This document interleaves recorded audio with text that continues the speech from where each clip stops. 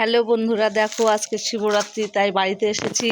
তো বাড়ি ঘরের তো অবস্থা দেখতেই পাচ্ছ, এই যে জঙ্গল টঙ্গল কত কি হয়ে আছে। বাড়িঘর পরিষ্কার করে নিয়ে শুধু মন্দিরটা পরিষ্কার করলাম, পুজো করলাম। তো একটা ভাস্তা আমাকে বললো, কাকিমা একটু সাজনা ফুল নেব। তো আমাদের বাড়িতে অনেক সাজনার গাছ আছে। তো এই যে সাজনার ফুল অনেক ফুটেছে, এই যে অনেক ফুটেছে। তো বললাম আচ্ছা কেটে নে। এই যে কলা ধরেছে, একটা মোচা দিলাম। আর এই যে সাজনার ফুল, এগুলো না এখন আমি তুলে তুলে বাড়িতে নিয়ে যাব, আমার ওই বাড়িতে নিয়ে যাব।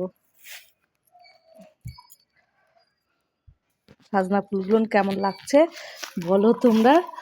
তোমরা কি খাও সাজনা ফুলের বড়া? আমার তো ভীষণ ভালো লাগে সাজনা ফুলের বড়া ভাজা, খুব ভালো লাগে খেতে। তো এই যে মন্দিরটার কি অবস্থা হয়েছিল, বাড়ি ঘর দেখতেই পাচ্ছ বন্ধুরা কি অবস্থা। তো এই যে বাড়ি ঘর পরিষ্কার করে আজকে আমার বাড়িতে মূর্তি তুলে পূজা হয়। তো মূর্তি তুলে পূজা তো এবার দিলাম না। তো এই যে সব পরিষ্কার করে, ভোলেনাথের শিবলিঙ্গ আছে, এগুলো সব পরিষ্কার করে আমি পুজো দিলাম। উপাস আছি এখন।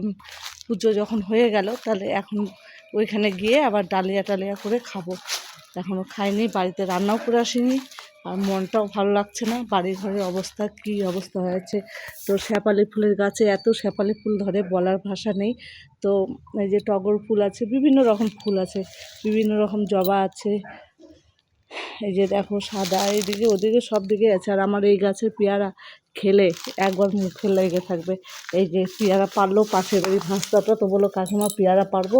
তো আমি ভাবলাম পেয়ারাগুলো জ্বর নষ্টই হয়ে যাচ্ছে, তাহলে পেয়ারাগুলো নিয়ে যাই, ওদেরকেও দিলাম, আমিও নিলাম। তো একটা নারকেল এই যে গাছ থেকে পারলাম, ওরা 3টা নিয়ে গেল আর আমি একটা নিলাম। আমার গাছের জিনিস আমি সবাইকেই দিই। আর ঘর বাড়ির অবস্থা দেখো বন্ধুরা, সব এই ঘরে ওই ঘরে ঠিক লাগা আছে। তো একটু কমেন্ট করো, লাইক করো, ফলো করো, শেয়ার করো। থ্যাংক ইউ, ধন্যবাদ।